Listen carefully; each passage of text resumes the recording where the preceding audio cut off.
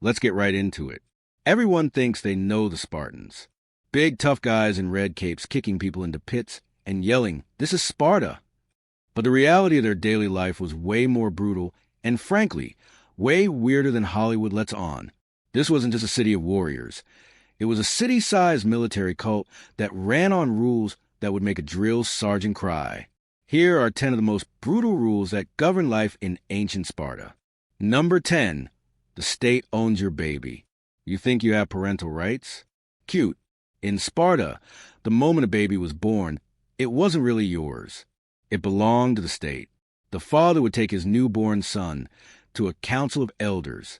These old guys would inspect the baby like it was a piece of equipment. Was it strong? Was it healthy? Did it have any defects? If the baby didn't pass inspection, if it was weak, sickly, or had any kind of deformity, it was taken from the parents and chucked into a chasm known as apotheti. Basically, a death pit. No discussion, no second opinions. The state decided your baby wasn't fit for the Spartan machine, so it was discarded. Welcome to Sparta. Number 9. Your childhood is a nightmare boot camp. If your baby survived the inspection, congratulations.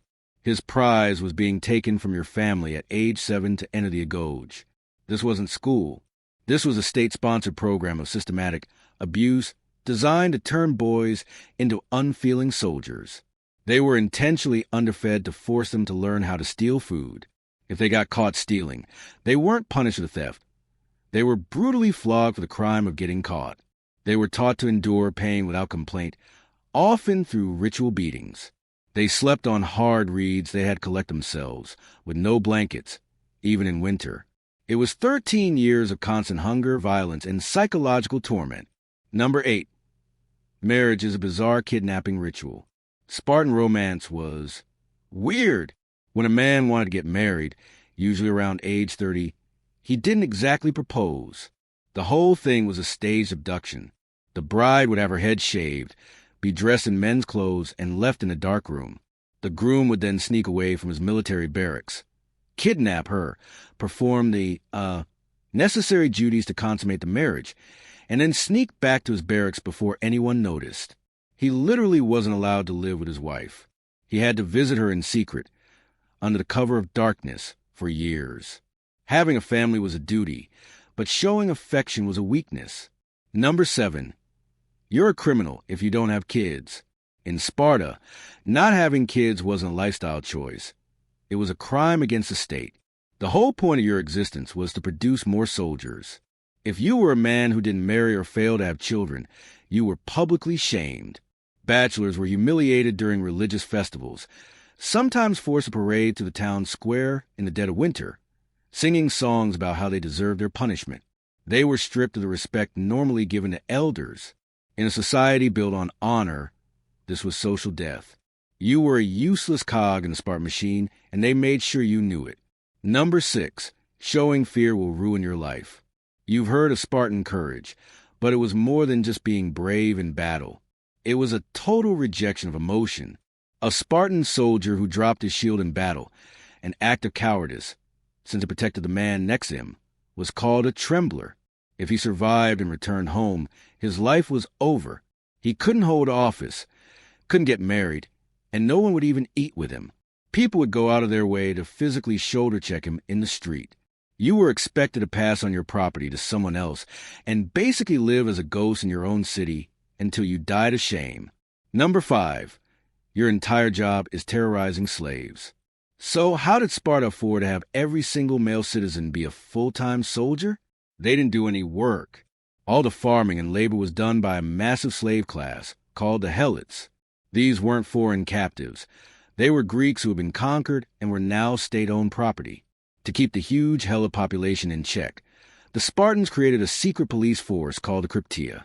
Young Agoge graduates would be sent into the countryside with nothing but a dagger to hunt and murder the strongest and most rebellious Helots they could find. The state would literally declare war on the Helots every year, just so murdering them wasn't considered a crime. It was state-sponsored terrorism to maintain control. Number 4. Money is for losers. Spartans thought wealth was corrupting. To stop people from hoarding it, they made their currency completely useless. Their coins were giant, heavy iron rods. To have any meaningful amount of money, you'd need a cart and an ox to drag it around. It was intentionally impractical. You couldn't hide it, you couldn't easily trade with it, and no foreign merchant would accept it. This forced everyone to live a simple communal life. Private luxury wasn't just frowned upon, it was engineered to be impossible. If you were caught with gold or silver, the punishment was death. Number 3, girls had to be athletes, or else. Spartan women had more freedom than other Greek women, but it came with a catch. Their freedom was for one purpose only: to birth strong sons. To prepare their bodies for motherhood, girls also went through their own state-sponsored training program. They competed in wrestling, discus, and javelin, often exercising the nude just like the boys. The logic was simple: strong women make strong babies. If a woman wasn't physically fit, she was seen as failing in her duty to the state. It wasn't about empowerment. It was about human breeding. Number 2, the only good meals are disgusting meals. Spartans ate together in a common mess hall, and the food was famously disgusting. Their signature dish was a black broth made of pork, salt, vinegar, and pig's blood. A visitor from another Greek city once tried it and said, "Now I understand why Spartans do not fear death." The food was intentionally bland and gross to teach discipline and prevent them from developing a taste for luxury. Enjoying your food was a sign of weakness. You ate for fuel, not for pleasure. Number 1, your life's goal is a good death. For a Spartan, the only truly honorable way to end your life was to die in battle. That was it. That was the goal. If you died in combat, your name and the words "in war" were inscribed on your tombstone. It was the highest honor a man could achieve. Who was the only other group that could get their names on a tombstone? Women who died in childbirth.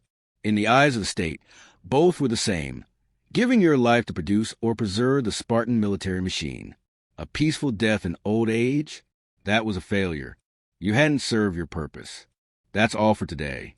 I'll be making similar videos in the future. Subscribe to see them.